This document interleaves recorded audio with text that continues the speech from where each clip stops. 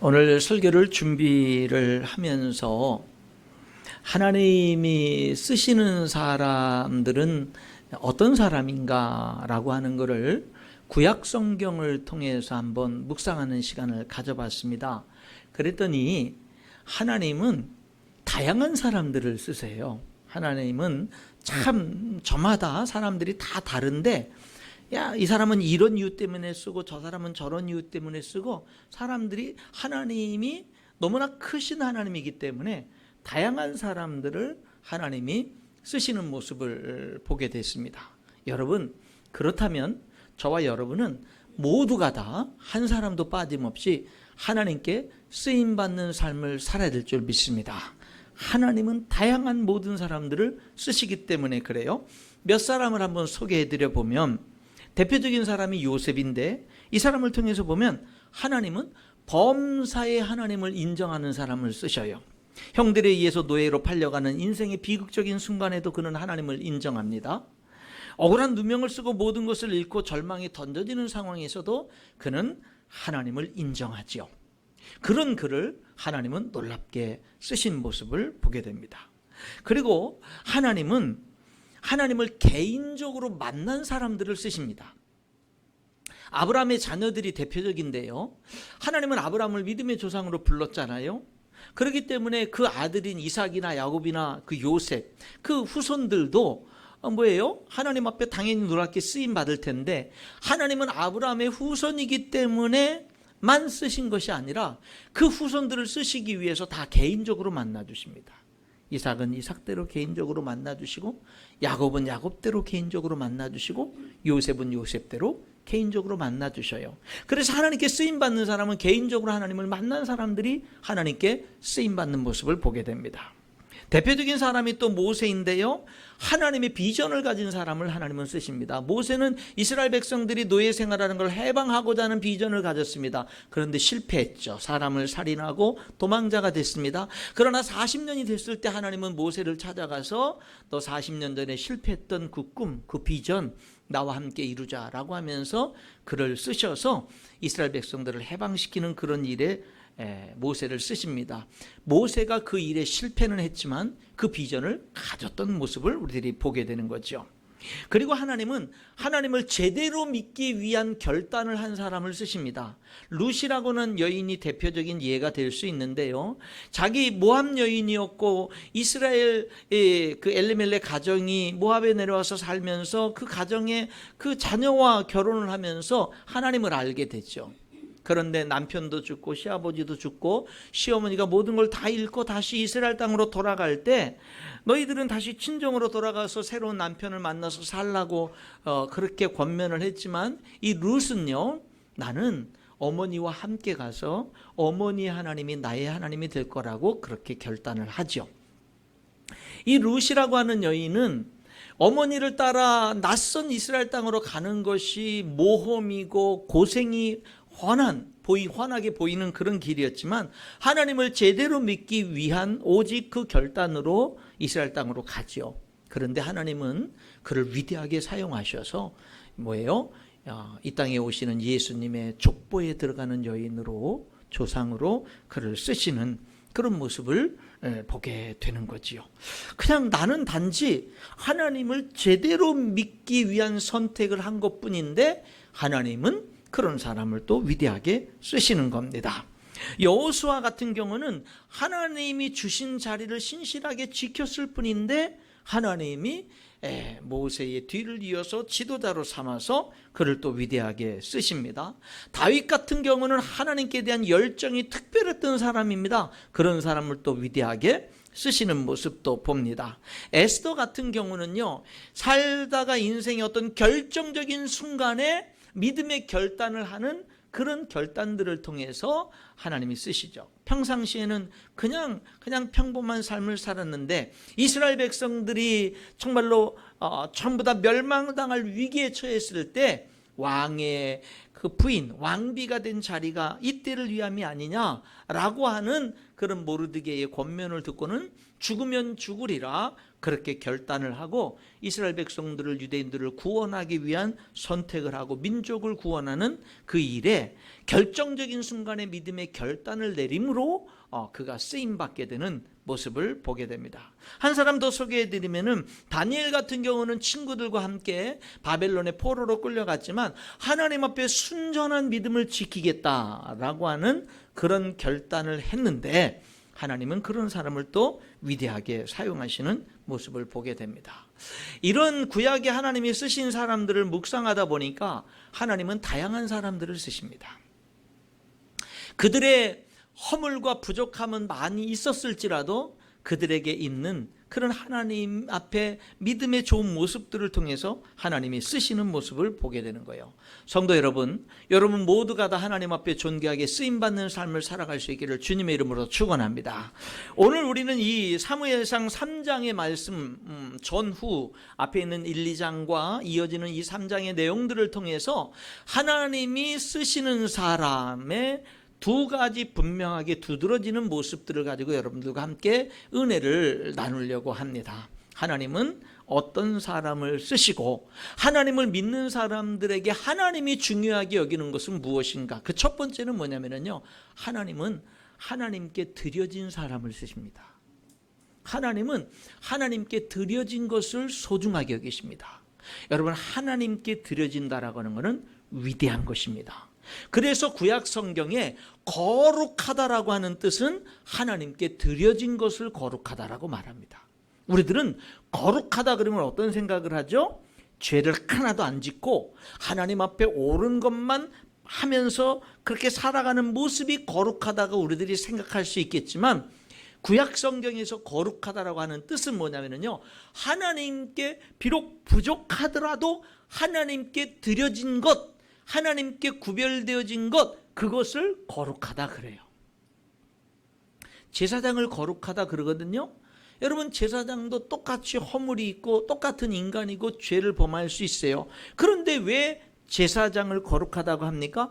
하나님을 위해서 거룩하게 그의 생애가 구별되어져서 드려졌기 때문에 그렇습니다. 그러니까 하나님 앞에 거룩하게 구별되어져서 드려진 것, 그게 거룩한 거예요. 여러분들이 하나님이 모든 것의 주인입니다. 여러분에게 있는 모든 것은 다 하나님이 주신 거예요. 그런데 여러분들이 그런 것들 청지기로서 잘 관리하라고 주신 것을 하나님의 어떤 일에 필요해서, 하나님이 다시금 어떤 일에 요구를 해서 내게 맡겨진 것을 내가 기꺼이 하나님이 주인입니다 라고 고백하면서 그것이 크든 작든, 그것이 어떤 일부가 됐든 무엇이 됐든 그것을 하나님 앞에 다시금 드려지면 그 드려지는 순간 그것은 뭐가 돼요?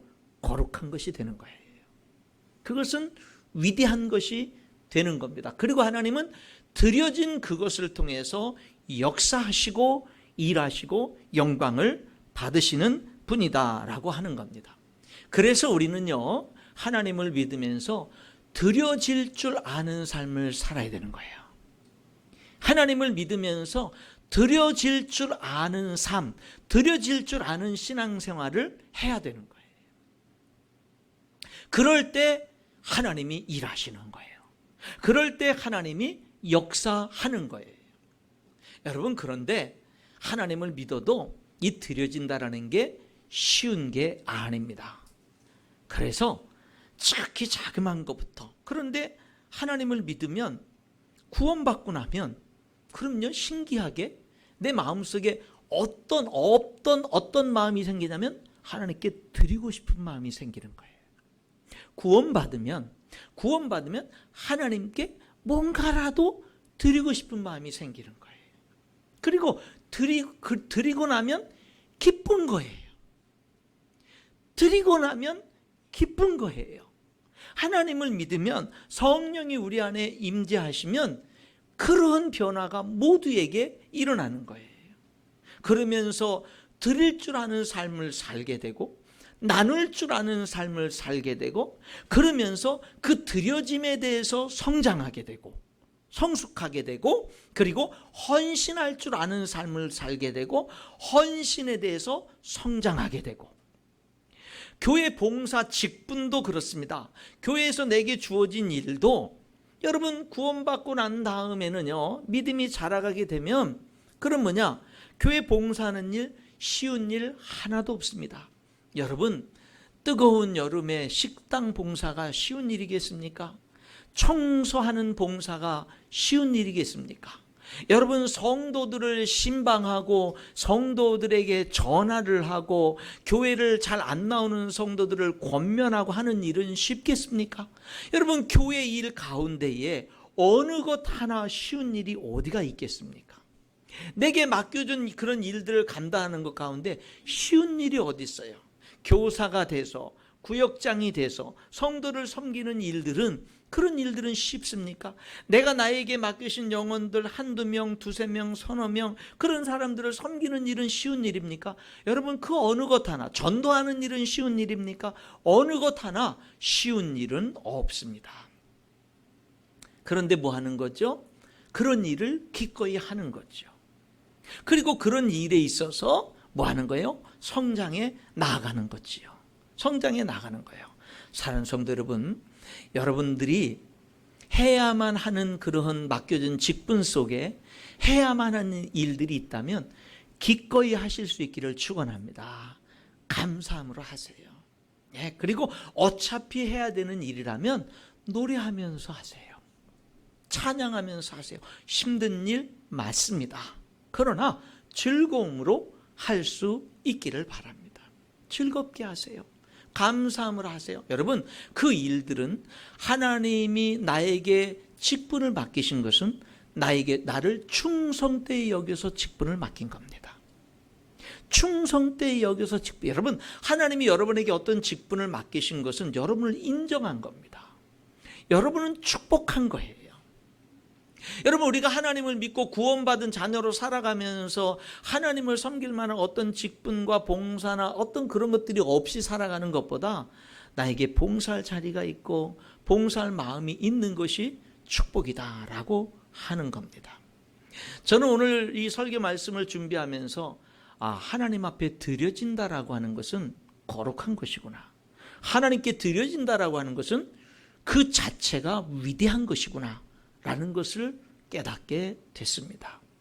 여러분, 우리가 하나님 앞에 드려지는 것은 거룩하고 위대한 거예요. 그런데요, 우리가 하나님 앞에 드리는 그 드려짐을 보게 되면 다 부족함이 있습니다. 완전하게 드려지는 것은 없어요. 다 부족한 가운데 드려집니다. 근데 여러분, 부족한 가운데라도 드려지면 거룩해지는 거예요. 위대해지는 거예요. 하나님이 받으시는 거예요. 하나님이 일하시고 역사하는 거예요.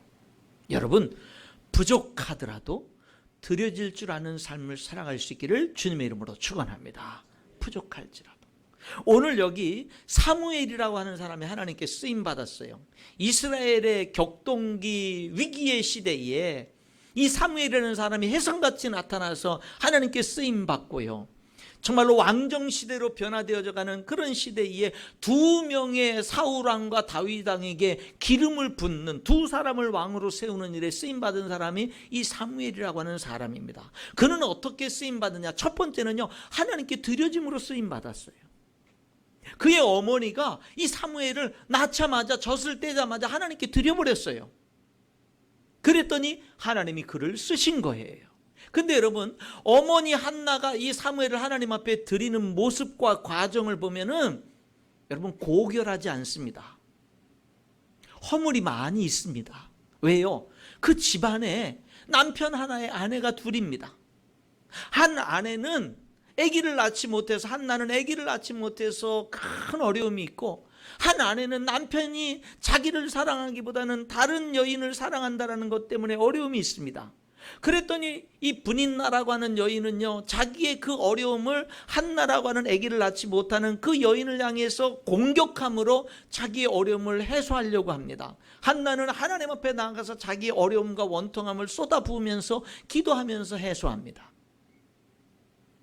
그런데 원통해서 하나님 앞에 기도하다가 소원 기도를 하게 됐습니다. 하나님, 나에게도 아들을 주시면 하나님께 드릴게요 라고 하는 소원 기도를 드렸습니다. 그리고 아기를 낳게 됐고 소원대로 그 아기를 젖을 떼자마자 하나님께 드린 거예요. 그 드려진 아기를, 사무엘을 하나님은 위대하게 쓰신 거예요. 그런데 한나의 그 아들을 낳으면 하나님께 드리겠습니다라고 하는 소원 기도의 과정을 보면은요, 뭐예요? 여인들끼리 싸우다가 너무 억울하고 분하고 원통해서 기도하다가 그러다가 소원 기도를 드린 거예요. 뭔가 하나님께 영광을 돌리고 싶어서, 뭔가 하나님 앞에 거룩한 비전을 발견해서 위대한 헌신의 결단을 하고 드린 게 아니에요. 아기를 낳지 못하는 그 한과 그 어려움 때문에 원통해서 기도하다가 소원 기도를 드린 거예요. 아마 얼떨결에 드렸는지도 모르겠어요. 그런데 하나님이 그걸 받으시고, 야, 소원 기도라도 왜 그런 상황 속에서 소원 기도를 하냐? 그런 게 아니에요. 드려지면은 부족함이 담겨 있을 수 있겠지만 하나님께 드려진다는 자체는 위대한 겁니다. 여러분이 하나님께 드리는 헌금 위대한 겁니다. 여러분들이 맡겨진 봉사, 직분 감당하는 거 여러분 위대한 겁니다. 하나님께 드리는 것에는 하나님의 거룩함이 있고요, 위대함이 있다라고 하는 겁니다. 교회는 예수님이 하나님이 하나밖에 없는 독생자 예수 그리스도를 십자가의 그 생명을 다 내어주심으로, 예수님이 십자가에서 드려짐으로 교회는 탄생합니다. 그리고 그 십자가의 사랑을 받고 구원을 받은 성도들의 헌신을 통해서 교회는 세워져 가는 겁니다. 성도들의 헌금을 볼 때, 성도들의 섬김을 볼 때, 성도들의 그런 어떤 그 헌신들을 대하면 참으로 위대하다라고 하는 모습들을 발견하게 되고, 참 소중하고 귀하다라고 하는 모습들을 발견하게 됩니다. 사랑하는 성도 여러분, 헌신에 성장할 수 있기를 축원합니다. 봉사에 성장할 수 있기를 축복합니다. 여러분, 드려짐에 성장하는 그런 성도들이 될 수 있기를 바랍니다. 하나님을 믿으면서 뭔가 작은 것이라도, 내가 드릴 줄 아는 것이라도, 남과 비교할 필요 없이 드릴 줄 아는 것이라도 드려볼 줄 아는 그런 성도들이 돼야 될 것입니다. 예수님이 하루는 헌금하는 모습을 봤습니다. 부자들은요, 많은 돈을 헌금하니까 그냥 사람들에게 그 헌금하는 액수들을 보이면서도 헌금을 합니다. 그런데 그 가운데 한 가난한 여인, 너무나 가난한 여인이 동전 2개를 하나님 앞에 드렸습니다. 아마 청동으로 되는 헌금 항아리 가운데 동전 2개가 떨어질 때 부끄러움을 드러내는 소리가 쨍그렁하고 울렸을 수도 있을 것입니다. 그런데 여러분, 그때 예수님이 끼어들어서 한 말씀 하시죠. 오늘 헌금한 사람 중에 이 여인이 가장 많이 드렸다고요. 액수를 말하는 게 아니겠죠. 예수님이 설명했습니다. 왜 많이 드렸다라고 하는지. 너희들은, 다른 많은 사람들은 풍성한 중에 일부를 드렸지만 이 여인이 드린 것은 자기의 생활비 전부였다라고 하는 거예요. 너무나 가난해서 그 동전 2개를 드리면 그나마 그걸 가지고 뭐라도 오늘 하루 끼니 뭔가를 먹을 수 있는 그거조차 포기해야 되는 그것을 드린 거라는 거예요. 생활비 전부를 드렸다라고 하는 겁니다. 그래서 가장 많이 드렸다라고, 하나님이 가장 많은 것으로 받으셨다라고 말씀하는 거예요.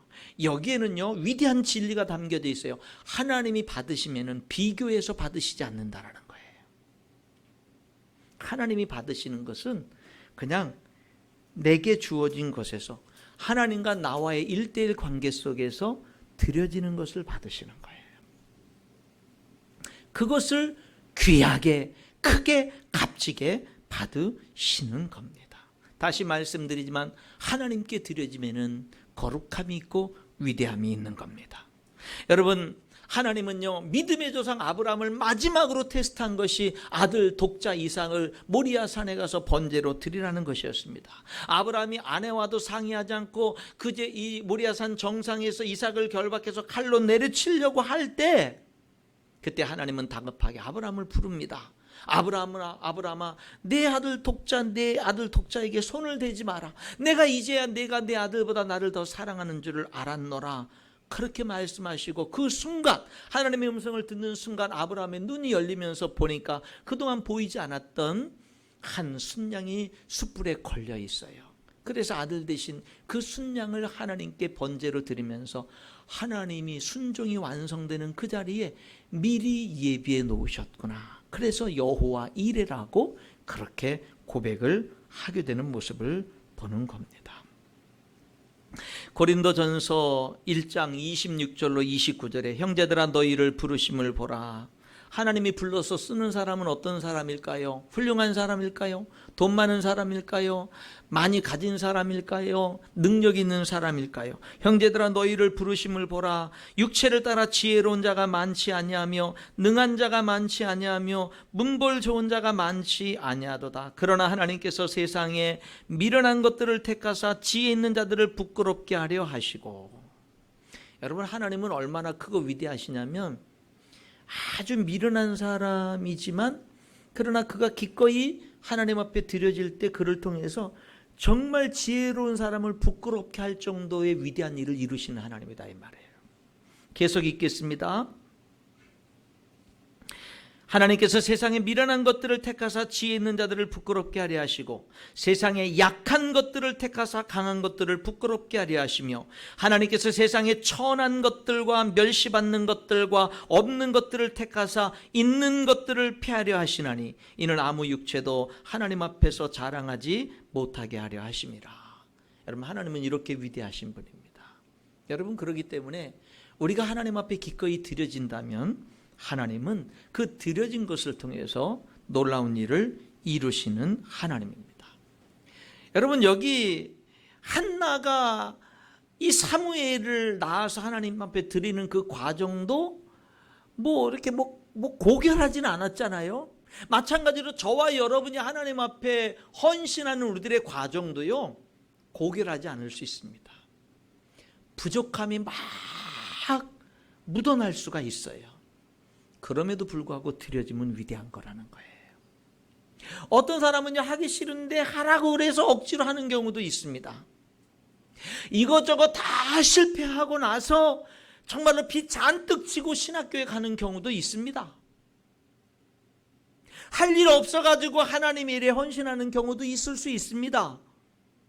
그러나 어떤 경우라도 그렇게라도 하나님께 드려질 때 그런 것들은 위대해지기 시작하는 겁니다. 하나님은 그렇게 크신 분입니다. 하나님은 그렇게 위대하신 분입니다. 사랑하는 성도 여러분, 우리는요, 우리 자신을 하나님께 드릴 줄 알아야 돼요. 그리고 그 드림에서 성장해야 돼요. 헌신할 줄 알아야 돼요. 헌신에 성장해야 돼요. 여러분, 예수님의 12제자를 보십시오. 그 당시 이스라엘 사회에서요, 뛰어난 사람들이 아닙니다. 대다수가 어부들이었는데 그 시대, 그때 그 이스라엘 나라에서 어부들은요, 그렇게 좋은 직업에 속하지 않았습니다. 멸시천대 많이 받았습니다. 그런데 여러분, 그런 12제자들이 예수님의 부르심 앞에 기꺼이 응답했을 때, 자신을 드렸을 때, 그리고 배를 버려두고 그물을 버려두고 부모님을 버려두고 그 예수님의 부름을 따랐을 때 우리 주님은 그들을 통해서 위대한 일을 이루신 것입니다. 당시 예수님의 12제자들보다 훌륭한 배경을 가진 많은 사람들이 있었지만 하나님은 12제자를 사용하신 겁니다. 왜? 그들은 기꺼이 예수님의 부름에 순종하고 자신을 드린 사람들이었기 때문에 그렇다라고 하는 겁니다. 예수님은요, 오병이어를 통해서 한 아이가 자기가 배고프지만 기꺼이 자기의 배고픔을 참고 자기가 먹을 것을 보리떡 5개 물고기 2마리를 예수님께 드렸을 때 그것을 통해서 수만 명의 사람들을 배불리 먹이고 12강줄이 남게 하는 그런 기적을 예수님께서는요, 드려진 것을 통해서 이루신 것입니다.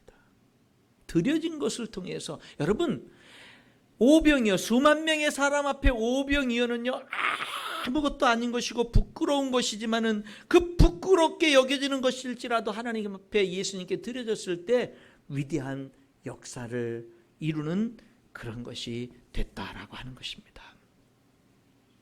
그래서 우리는요, 하나님 앞에 드려질 줄 알아야 되는 거예요.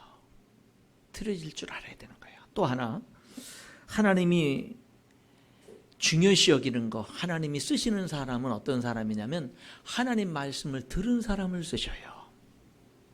하나님께 쓰임받은 사람 치고 하나님의 말씀을 못 들은 사람은 없어요. 하나님께 쓰임받는 첫 단계를 하나님의 말씀을 듣는 것부터 시작되는 거예요. 그리고 그 말씀에 반응하는 거예요. 응답하는 거예요. 들었다라고 쓰임받는 게 아니라 들은 말씀에 기꺼이 응답할 때 하나님이 일하시는 거예요. 역사하시고 쓰시는 겁니다. 오늘 여기 3장 1절에 아이 사무엘이 엘리 제사장 앞에서 여호와를 섬길 때에는, 그때는 어떤 때라 그랬어요? 여호와의 말씀이 희귀했을 때다. 이 말씀을 세번역 성경은 하나님께서 말씀을 해주시는 일이 드물었을 때다라는 겁니다. 여러분, 그 시대는 제사장이 누구죠? 엘리. 그런데 그 시대가 어떤 시대예요? 하나님이 말씀하시는 게 드문 시대. 그럼 뭐예요? 엘리 제사장은 하나님의 지도자인데 하나님의 말씀을 못 듣는 지도자라는 거예요. 그러니까 시대가 체인지 되는 거예요. 이제 더 이상 엘리는 지도자가 될 수가 없는 거예요. 왜? 전에는 하나님의 말씀을 들은 사람이었고 지금까지 놀랍게 쓰임받았고 여전히 지금도 하나님의 사람다운 모습은 갖추고 있지만, 그러나 그는 더 이상 하나님의 음성을 못 듣는 사람입니다. 하나님이 더 이상 그에게 말씀하질 않아요. 이제는 어린 사무엘에게 말씀하니까 이제는 엘리가 어린 사무엘에게 들어야 되는 거예요. 지도자가 바뀌는 거예요. 지도자가 체인지 되는 거예요. 위치가 지도자가 아니라 하나님 말씀을 들은 사람이 지도자가 되는 거예요.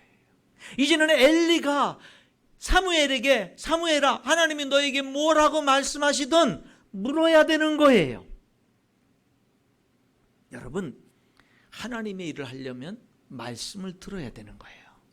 하나님의 일은 말씀을 듣는 데서부터 시작되는 거예요. 하나님의 말씀을 듣는 사람이 하나님께 쓰임받는 사람이에요. 이 엘리 제사장의 시대, 그 엘리 제사장을 섬기는 사무엘의 시대는요, 영적으로 어두웠던 시대, 하나님 말씀이 희귀해서 하나님이 더 이상 말씀하지 않는 시대가 돼버렸다라고 하는 겁니다. 여러분, 그럼에도 불구하고 이 엘리 제사장은 여전히 하나님의 사람이었어요. 엘리 제사장을 보면은요, 이스라엘이 전쟁터에서 블레셋과 전쟁에서 지니까 법궤를 가지고 나가서 싸웠습니다. 그런데 또 지고 법궤도 빼앗겼습니다. 그리고 그 전쟁에서 엘리 제사장의 두 아들 홈리와 비느하스, 제사장이지만 온갖 하나님 앞에 범죄를 다 저지르던 이 홈리와 비느하스가 그 전쟁에서 다 죽었습니다. 전령이 와서 엘리 제사장에게 전쟁에서 패배했습니다. 당신의 두 아들도 죽었습니다. 그리고 하나님의 법궤를 빼앗겼습니다 라고 말할 때 엘리 제사장은 당신의 두 아들이 죽었습니다 라는 말에도 여전히 건재했던 그가 법궤를 빼앗겼습니다 라는 말에 충격적으로 넘어지면서 목이 부러져 죽었습니다. 여러분, 그는 여전히 하나님의 사람이었습니다. 여러분, 그가 여기 오늘 이 3장에서 하나님이 드디어 이 엘리의 시대가 지나가고 사무엘의 시대가 열리면서 사무엘을 부릅니다. 사무엘을 부르지만 사무엘은 하나님의 음성을 들어본 적이 없어요. 그래서 엘리가 부르는 줄 알고 엘리에게 첫 번째, 두 번째, 세 번째 계속 달려갑니다. 엘리는 나는 너를 부르지 않았으니 가서 자라. 세 번째까지 달려갑니다. 그때 엘리가 깨닫죠. 왜? 그도 과거에는 하나님의 음성을 들었으니까. 그래서 그가 사무엘에게 가르쳐줍니다. 이 아이를 지금 하나님이 부르시네라는 걸 알고 가르쳐주죠. 사무엘아, 만약에 내가 가서 다시 누워서 자는데 또 누군가 너를 부르는 소리가 나거든, 나에게 달려오지 말고 주님 말씀하옵소서, 주의 종이 듣겠습니다라고 해라. 사무엘이 가서 누워 자는데 하나님이 네 번째 부르시죠. 그러니까 이번에는 엘리 제사장의 조언을 들은 대로 이 사무엘이 엘리 제사장에게 달려가지 않고 그 자리에서 주님 말씀하옵소서, 종이 듣겠습니다라고 하니까 하나님이 계속해서 말씀하신 거예요. 그 다음날 엘리 제사장이 사무엘을 부릅니다. 하나님이 어젯밤 너에게 하신 말씀을 하나도 숨김없이 내게 다 고해라. 근데 그때 하신 말씀이 하나님이 사무엘에게 주신 첫 메시지가 뭐냐면 엘리 제사장의 집안을 멸망시키겠다라는 거예요. 왜? 그는 여전히 하나님의 사람이었지만 그 자녀들이 제사장으로서 온갖 성소 안에서 온갖 문란한 짓, 도저히 할 수 없는, 말할 수 없는 그런 하나님 앞에 범죄를 저질러서 백성들의 원성이 자자해도 이 엘리 제사장은 자녀 교육을 제대로 못했거든요. 그래서 하나님이 그 엘리를 향해서 이런 말을 한 거예요. 나를 존중히 여기는 자를 내가 존중히 여기고 나를 멸시하는 자를 내가 경멸히 여기라. 그래서 말씀하신 거거든요. 너희 집안이 다 망할 거라고 말씀하신 거거든요. 그런데 뭐예요? 사무엘이 그 말을 첫 번째로 전해야 되는 거예요. 사무엘은 숨김없이 전했습니다. 그 말을 엘리가 다 들었습니다.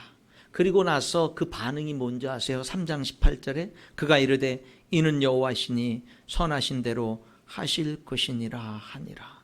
엘리 제사장의 집을 영원히 심판하시겠다는 하나님의 메시지를 듣고는요, 그 말을 받아들이는 거예요. 그는 끝까지 하나님의 사람이었습니다. 그러나 그가 하나님의 음성을 듣지 못하니, 더 이상 하나님이 그에게 말씀하지 않으니 그는 하나님의 일을 더 감당할 수 없었던 겁니다. 비록 나이가 어려도 하나님의 음성을 듣는 사무엘이 하나님의 일꾼이 됐던 모습을 보게 되는 거예요. 그러나 하나님이 이 사무엘을 부르실 때 사무엘이 제대로 반응하지 않을 때는 하나님은 일하지 않았습니다. 엘리에게로 달려갑니다. 3번이나. 왜? 그는 하나님을 몰랐어요. 여러분, 여기 3장 7절에 사무엘이, 여기 하나님이 4절에 사무엘을 부릅니다. 6절에 사무엘을 다시 부릅니다. 8절에 3번째 부릅니다. 그런데 그 3번까지 다 엘리에게로 달려갑니다. 그것을 여기 7절에는 그런 모습을 뭐라고 얘기하냐면 사무엘이 아직 여호와를 알지 못했기 때문이라고 말하는 거예요. 하나님을 모르니까 하나님이 말씀해도 사람의 말로 듣는 거예요. 하나님의 말씀을 하나님의 말씀으로 못 듣고 사람의 말로 듣는 거예요. 성도 여러분, 오늘 하나님은 이 예배 중에서 말씀하시고 설교 중에도 말씀하시는 줄 믿습니다. 설교 중에 하나님의 말씀을 들으셔야 돼요.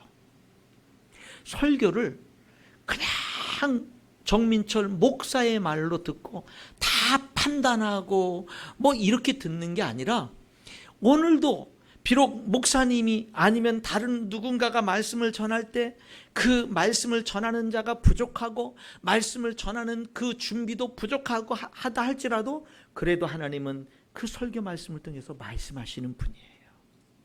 그래도 전능하신 하나님은 아무리 부족한 사람이 강단에 서서 말씀을 대언해도, 그래서 그 말씀 속에 부족함이 막 묻어나오고 막 부족함이 정말로 잘못 전하는 것들이 많이 보여진다 할지라도, 심지어 그런다 할지라도 그런 속에서도 말씀하시는 분이 우리 하나님이에요. 그래서 우리는요, 말씀을 듣고자 해야 되는 거예요. 듣고자 해야 되는 거예요. 성도 여러분, 여기 이 사무엘은요, 하나님이 3번이나 부르시는데 엘리 제사장의 말로 듣는 거예요. 하나님이 말씀하시는데 엘리 제사장의 말로 듣는 거예요. 하나님이 말씀하시는데 사람의 말로 듣는 거예요. 그러니까 하나님이 더 이상 말씀하지 않는 거예요. 더 이상 역사하지 않는 거예요. 언제 역사했어요? 엘리 제사장의 조언을 듣고 주님 말씀하세요. 내가 듣겠습니다. 나 들을 준비 됐어요. 하나님의 말씀을 하나님의 말씀으로 들을 준비가 돼 있어요 라고 하니까 그때 비로소 말씀하신 거예요. 그때 비로소 그의 삶 속에 역사하시고 하나님의 일을 이루어 가신 겁니다. 여러분, 하나님의 말씀을 사람의 말로 들으니까 그가 하나님을 몰랐다라고 표현하는 거예요. 여러분, 하나님은 언제 아는 거냐면 하나님의 말씀을 하나님의 말씀으로 들을 때 하나님을 알게 되는 거예요. 그렇게 해서 하나님을 아는 것이나 하나님의 일을 시작하는 것이나 다 어디부터 출발이 되냐면 하나님의 말씀을 듣는 데서부터 출발하는 거예요. 여러분은요, 설교 안 들어도 하나님의 음성을 들을 수 있습니다. 여러분이 성경을 펼쳐서 성경을 읽으면 성령님이 반드시 역사하셔서 하나님의 음성을 들을 수 있어요. 그런데 하나님은 또한 주의 종들을 불러서 하나님의 말씀을 전할 수 있는 훈련을 시키고는요, 여러분들에게 또한 말씀을 좀 더 알아듣기 쉽게 여러분 또 설교를 통해서 말씀하시기도 하시는 분인 거예요. 성도 여러분, 하나님 말씀을 들으면서 살아갈 수 있기를 축원합니다. 그리고 그 말씀에 반응하세요. 순종하세요. 하나님 앞에 늘 예배 때마다, 늘 말씀을 들을 때마다, 여러분들이 큐티를 하거나 여러분들이 성경책을 펼칠 때마다 하나님, 저 들을 준비 됐어요. 하나님, 저에게 말씀해 주세요. 성령 하나님, 이 성경 66권이 성령의 감동으로 기록된 말씀인 걸 제가 믿어요. 내가 이 말씀을 이제 하나님의 음성을 듣고자 읽겠사오니 성령 하나님 조명해 주세요. 빛을 비춰주셔서 하나님의 말씀을 깨닫게 해주시고 내게 하신 음성을 들을 수 있게 해주세요라고 기도하고 성경을 펼치고 성경을 읽는 겁니다. 우리 하나님은 기다리시는 분입니다. 첫 번째 불렀더니 엉뚱한 대로 달려가요? 기다리십니다. 두 번째 불렀더니 엉뚱한 대로 달려가요? 기다리십니다. 하나님이 불렀더니 사람의 말로 들어요? 기다리십니다. 하나님이 말씀했더니 사람의 말로 들어요? 계속 기다리십니다. 멈추고 계속 기다리십니다. 계속 기다리십니다. 언제까지 기다리십니까? 반응할 때까지 기다리십니다. 여러분, 지금도 하나님은 여러분을 기다리고 계십니다. 언제까지요? 하나님의 말씀으로 듣고 하나님의 말씀으로 반응할 때까지 하나님은 기다리시는 거예요. 여러분이 하나님 말씀 앞에 반응하지 않으면 여러분들이 이 세상의 삶이 끝날 때까지 기다리다 끝날 수도 있습니다. 반응하지 않으면 주님 말씀해 주세요. 내가 듣겠습니다라고 할 때 하나님은 역사하시는 거예요. 일하시는 거예요. 응답할 때 비로소 일하시고 역사하시는 그런 모습을 봅니다. 사도행전 24장에 보면 사도 바울이 전도하다 붙잡혀서 재판을 받습니다. 벨릭스라고 하는 총독이 사도 바울을 재판하면서 사도 바울이 변명하면서 하나님의 말씀을 전하는데 이제 하나님의 의에 대해서 절제에 대해서 다가오는 심판에 대해서 말씀을 전하니까 두려운 거예요. 이 벨릭스라는 총독이 사도 바울을 통해서 전파되지는 하나님의 말씀을 듣고 두려움이 엄습했습니다. 그랬더니요, 그가 그만하고 다음에 다시 와서 또 말해라, 이렇게 얘기하면서 더 이상 말씀 듣는 것을 중단시키고 다음으로 미룹니다. 그리고는 동시에 사도 바울이 나를 풀어주세요, 내가 죄가 없습니다라고 하면서 좀 뇌물을 바칠까 은근히 사도 바울에게서 계속해서 뇌물을 기다리다가, 그렇게 기다리다 하나님의 말씀을 계속해서 하나님의 말씀으로 받지 않고 계속 보류하다가 총독이 바뀌게 돼버리고 말았습니다. 그는 하나님의 말씀을 하나님의 말씀으로 듣지 않다가 모든 하나님이 주신 축복의 모든 기회들을 다 잃어버리고 말았던 것입니다. 여러분, 남 얘기는 아닐 것입니다. 오늘 우리들의 이야기가 될 수도 있어요. 말씀의 결론을 맺겠습니다. 성도 여러분, 하나님은요, 하나님의 백성들의 드려짐을 소중하게 여기셔요. 그것을 거룩하게 여기시고 그것을 위대하게 받으셔요. 허물이 많이 묻어 있어도, 서툰 게 다 보여도 하나님은 드려진다라는 그 자체를 귀하게 받으셔요. 그리고 그것을 통해서 일하시고 역사하셔요. 하나님은 하나님의 백성들이 하나님의 음성을 듣는 것, 그리고 그 말씀에 반응하는 것을 중요하게 여겨요. 우리도 그것을 중요하게 여겨야 돼요. 그래서 저와 여러분이 하나님의 음성을 들으면서 신앙생활하고 하나님의 음성을 들으면서 그 음성에 순종하고 반응하면서 믿음 생활하는 우리 인천열린교회 성도들 될 수 있기를 주님의 이름으로 축복합니다. 기도하겠습니다.